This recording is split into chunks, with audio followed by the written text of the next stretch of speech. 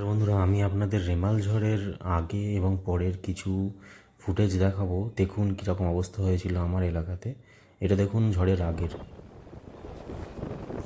এটা ওই প্রায় বিকেল 5টা 5:30 নাগাদ এই রকম দৃশ্য ছিল যখন হাঁটা হচ্ছিল। সেই সময়তে এই রকম অবস্থা ছিল, মানে জোয়ারের সময়, মানে ওই যেখানে আমরা দাঁড়িয়েছিলাম, মানুষজনগুলো দাঁড়িয়ে আছে দেখছো, সেই পর্যন্ত জল উঠে গেছিলো।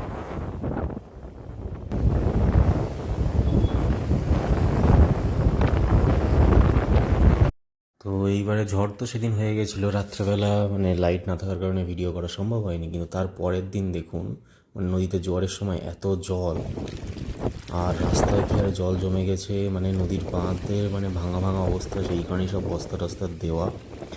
তো এটা করিব ওই 11টা 12টা নাগাদ ওই সময় ভিডিওটি করা।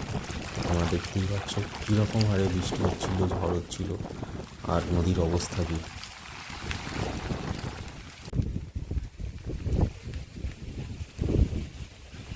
দেখছেন বন্ধুরা, খেতে এবং নদীর আশেপাশে সব জায়গাতেই মোটামুটি জল ঢুকে গেছে।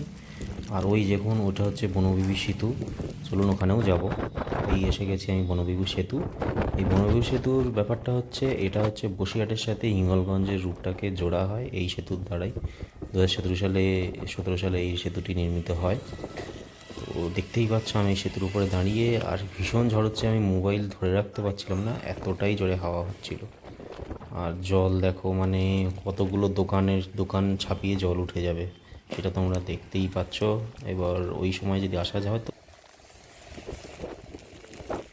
তো অনেক বিশেষজ্ঞদের মতে, যেহেতু ঝড়টি মানে তৃতীয় চতুর্থীর সময় হয়েছে, মানে এটা যদি বৌদ্ধ পূর্ণিমার সময় হতো, অনেক বেশি জল উঠতো, অনেক বেশি মানুষ এফেক্টেড হতেন, অনেক অনেক বেশি, মানে নদীর বাঁধ ভাঙতো, উপকূলবর্তী এলাকাগুলোতে অনেক বেশি ক্ষতি হতো, জল ঢুকে যেত। এইবার সরকারকে এই জিনিসটা একটু দেখা উচিত, যেহেতু নদীর বাঁধ এখনও কাঁচা অনেক এলাকাতে, এমনকি টাকি বসিরহাটের মতো হাসনাবাদের মতো এলাকাতেও, সুন্দরবন এলাকাতে তো আরও বাজে অবস্থা। এই জিনিসগুলো দেখা উচিত, নইলে মানুষ প্রত্যেকবার ভাঙবে, প্রত্যেকবার এফেক্টেড হবে। তো দেখুন আজকের ভিডিও এই পর্যন্তই। জয় হিন্দ।